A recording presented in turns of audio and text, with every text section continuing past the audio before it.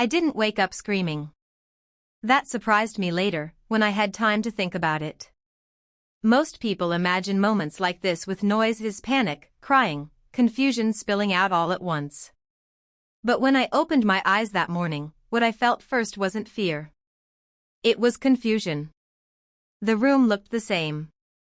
Pale morning light leaking through the curtains. The faint hum of the fan above me. My phone buzzing quietly on the bedside table with a notification I didn't bother to read. Everything felt normal. Except my head felt wrong. Lighter. Cooler. I lifted my hand automatically, still half asleep, fingers moving toward my hair in a habit formed over years. I had always twisted a strand between my fingers when I woke up. It grounded me. Reminded me I was real, awake, present. My fingers met skin. Not hair. Skin. I froze. For a split second, my brain refused to process what my hand was telling it. I tried again, slower this time, fingers sliding across my scalp. Short. Uneven. Rough. My breath caught in my throat. I sat up so fast the room tilted, my stomach dropping like I'd missed a step on the stairs. My heart began to pound, loud enough that I could hear it in my ears. No, I whispered, though I didn't yet know what I was denying. I grabbed my phone with shaking hands and opened the camera. The front-facing screen flickered on, and for a moment, I didn't recognize the girl staring back at me. My hair. My long, dark hair that I had spent years growing, caring for, protecting, was gone. Not cut cleanly. Not styled. Destroyed. Chunks hacked away unevenly, patches shaved so close to my scalp that my skin showed through. It looked rushed. Angry. Like whoever did it hadn't cared how it looked as long as it was ruined. My mouth opened, but no sound came out. I touched my head again, harder this time, like pressing might undo what I was seeing. It didn't. My fingers slid over the truth again and again. Someone had done this to me. While I slept. My chest tightened. My vision blurred, but still, no scream came. No tears. Just a sharp, hollow pressure inside my ribs, like something important had cracked cleanly in two. The house was silent. That was the next thing I noticed. Too silent. No footsteps. No voices. No doors opening or closing. The kind of silence that feels intentional, like everyone else already knows something you don't. I swung my legs off the bed and stood up, knees weak. I walked to the mirror across the room, needing to see it without the distortion of a phone screen. The reflection didn't change. If anything, it looked worse. My shoulders slumped. My eyes looked too big for my face now. Vulnerable. Exposed. Like something private had been taken without permission. I stood there for a long time. Minutes passed. Or seconds. I wasn't sure. Then something else surfaced beneath the shock. Memory. The night before. I had gone to bed early. No alcohol. No visitors. My door had been closed. I had locked it out of habit, the way I always did. Hadn't I? I turned slowly and checked. The lock was turned. Unlocked. My stomach twisted. This hadn't been a prank. This hadn't been a mistake. This had been deliberate. I opened my bedroom door and stepped into the hallway. The carpet muffled my footsteps as I walked toward my parents' room. The family photos lining the walls felt different now. Smiles that once looked warm now seemed staged, practiced. I stopped outside my parents' door. Closed. I knocked once. Nothing. I knocked again, harder. Still nothing. My heart began to race faster, anger starting to push against the numbness. I twisted the handle and pushed the door open without waiting. My mom was sitting up in bed. My dad was beside her. Both awake. Both calm. both looking at me like they'd been expecting this moment. I swallowed hard. Did you do this? My mom sighed before answering, already tired of the conversation we hadn't even started yet. Yes, she said. The word landed with terrifying simplicity. Yes. No explanation. No hesitation. No apology. Why? I asked. My voice sounded thin, unfamiliar. She folded her hands in her lap. Because you needed it. My dad nodded in agreement. It was getting out of hand. I laughed once. A short, broken sound. My hair was getting out of hand? My mom's expression tightened, the way it always did when she thought I was being dramatic. You know what I mean. No, I said quietly. I don't.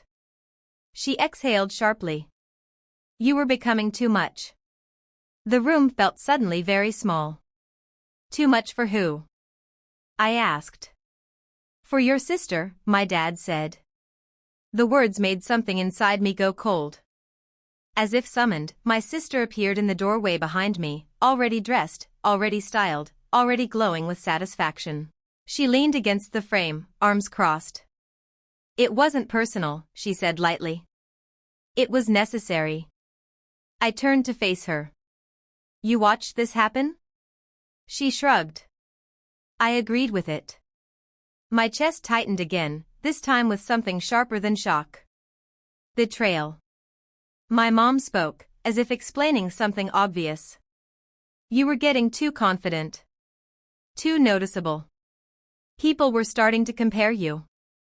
I stared at her. Compare me to who? She didn't answer. She didn't need to. My sister smiled faintly. It's my season, she said. You should have known better. That was when my mom said the word. The word that changed everything. It was humbling, she said. You needed to be humbled. I looked at her. Really looked. At the woman who had carried me. Raised me. Told me she loved me. And I realized something terrifying. She didn't see me as her daughter in that moment.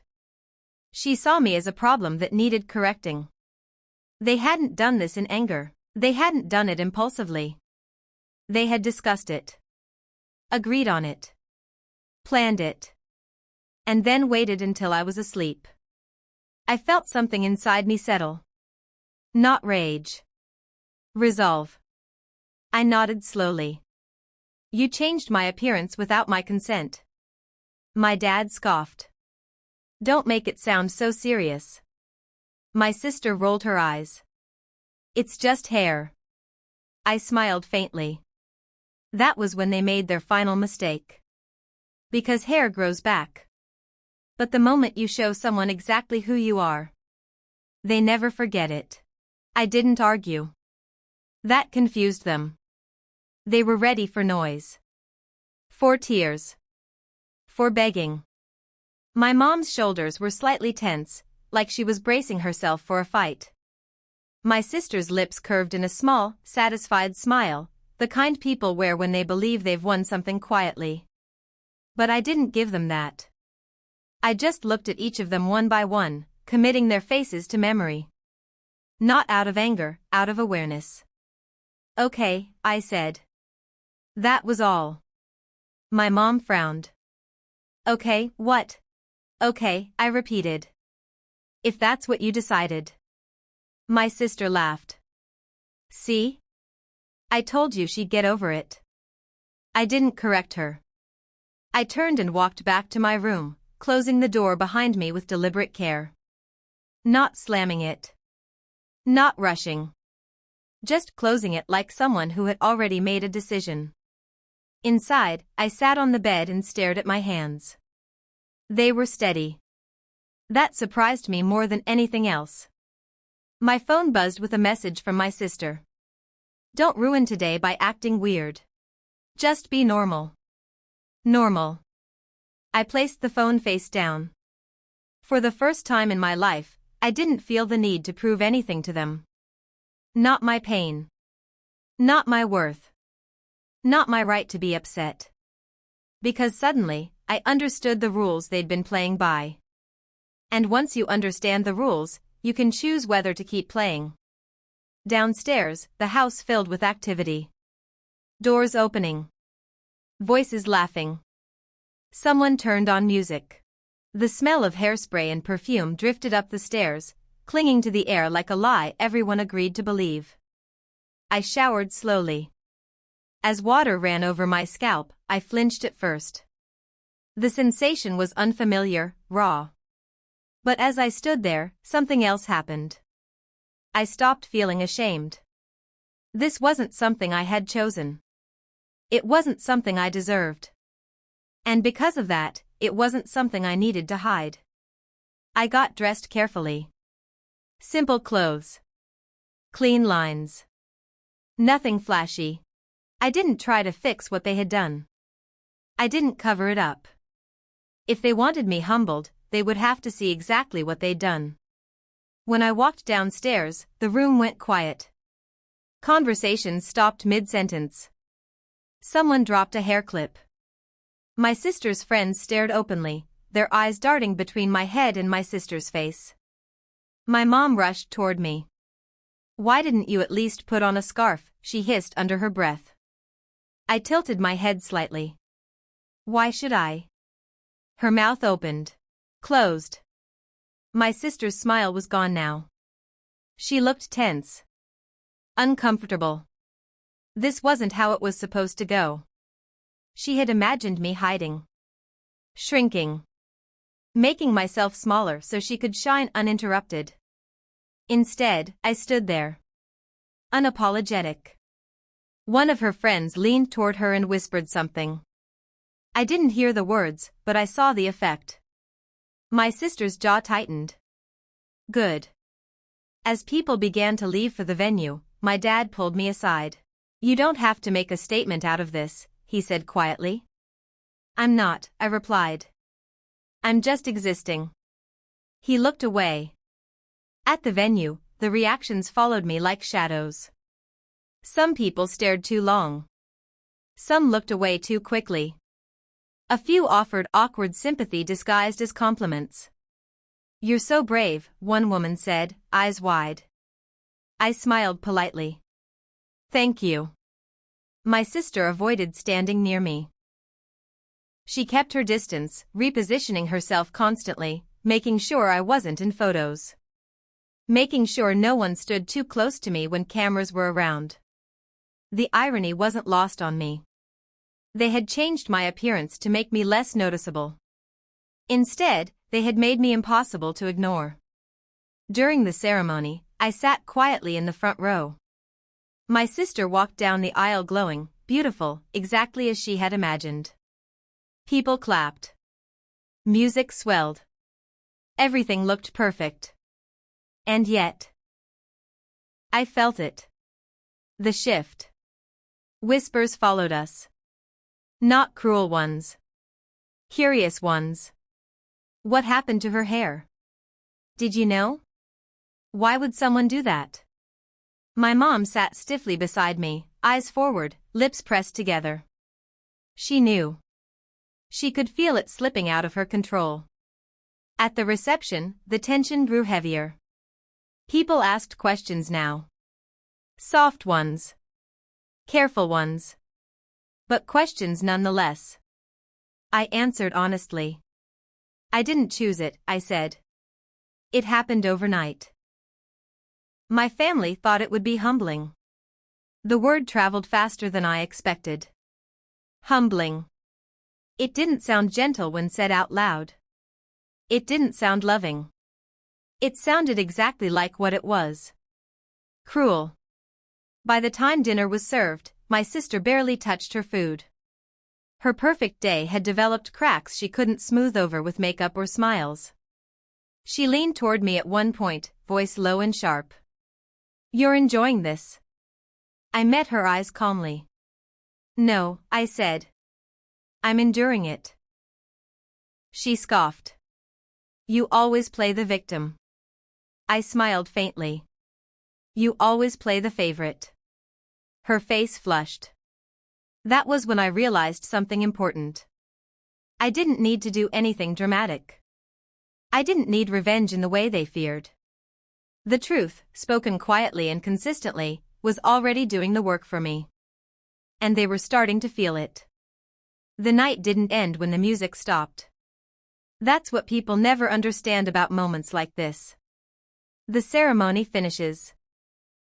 The photos get taken. The guests leave believing they witnessed something complete. But the real ending always comes later. It came quietly, in fragments. It came in the way my sister stopped smiling halfway through the reception and never quite recovered it. In the way my mom kept glancing at me like she was trying to decide whether she had miscalculated something important. In the way my dad avoided conversations entirely, sticking close to the bar, pretending he was just tired. I noticed all of it. I noticed how often people looked at me, then at my sister, then back again, like their minds were trying to reconcile two images that didn't fit together. The bride glowing in white. The sister beside her, visibly altered, visibly affected. And I noticed something else too. No one was admiring her more because of what they had done to me. If anything, the admiration felt thinner. More forced. People congratulated her, but their voices lacked the warmth she'd expected. Compliments slid off her instead of landing. Every smile required effort. Meanwhile, strangers approached me with careful curiosity. "I hope you're okay," they said softly. That must have been a shock. "You're handling this with so much grace." Grace. A word my family had never used for me before. When the night finally ended and we returned home, the house felt different. Heavy. Like something had been left unfinished. My sister disappeared into her room without a word. My mom moved around the kitchen restlessly, cleaning things that were already clean. My dad sat at the table, staring into nothing. I went to my room, closed the door, and sat down. Only then did I allow myself to feel the exhaustion. Not sadness. Not anger. Exhaustion from finally seeing the truth without filters. The next morning, I woke up early. The house was quiet again, but not the tense quiet from before. This was the quiet that follows realization. I made coffee and sat at the table. My mom joined me a few minutes later. She looked older somehow. Not physically, emotionally. She sat down across from me and folded her hands the way she always did when she wanted to sound reasonable. "You embarrassed your sister," she said finally. I didn't react. "You embarrassed yourself," I replied. She flinched. "That wasn't your intention," she said. "But that's what happened." I met her eyes calmly. "No. What happened is people saw what you did." Her jaw tightened. "We did what we thought was best." "You did what was easiest," I corrected. "For you." Silence stretched between us. My dad entered the room and stopped when he saw us sitting there. He hesitated, then sat down too. "You should let this go," he said quietly. "It's over." I shook my head slowly. "It's only over for you." My mom frowned. "What does that mean?" "It means," I said, "I won't pretend this was normal. I won't minimize it. And I won't forget it." My sister appeared in the doorway then, hair loosened, makeup gone, confidence stripped down to something brittle. "You really enjoyed ruining my day," she said. I looked at her for a long moment. "No," I said. "You ruined your own day when you decided I was something to be managed instead of someone to be loved." She scoffed. "You're overreacting." I stood up. "Let me make this clear," I said calmly. "You changed my appearance without my consent. You planned it. You justified it. And you expected me to accept it quietly." My mom opened her mouth to interrupt. I held up my hand. "I'm done accepting things quietly." The room went still. "I won't be staying here for a while," I continued. "And when I do come back, it will be on different terms." My dad frowned. You're being dramatic. I smiled faintly. You're being defensive. I packed that afternoon. Not in a rush. Not with tears. Just methodically, deliberately, like someone closing a chapter. As I carried my bag to the door, my mom followed me. You'll regret this, she said, voice trembling. I paused, turned, and looked at her. No, I said softly. I regret believing that love looked like control. I left. Weeks passed. The distance gave me clarity. And clarity gave me strength. My hair grew back slowly, unevenly at first, then steadier. I didn't hide it. I didn't rush the process. Every inch felt like proof that what they tried to take wasn't theirs to keep. Messages came from family members eventually. Some apologetic. Some defensive. Some pretending nothing had happened. I responded to none of them right away. One day, my mom called. Her voice was quieter. Careful. We shouldn't have done that, she said. I closed my eyes. I know, I replied. There was a pause. Can we talk about fixing things? I considered it. Maybe, I said. But not until you understand this. Understand what? That what you called humbling didn't make me smaller, I said. It showed me exactly who you are. Silence. And in that silence, something shifted. They no longer spoke to me as someone they could shape or control. They spoke to me carefully. Uncertainly. As if they finally understood that the power they thought they had over me was never guaranteed. They had tried to humble me by changing my appearance. Instead, they stripped away their authority. And once that's gone, it never grows back.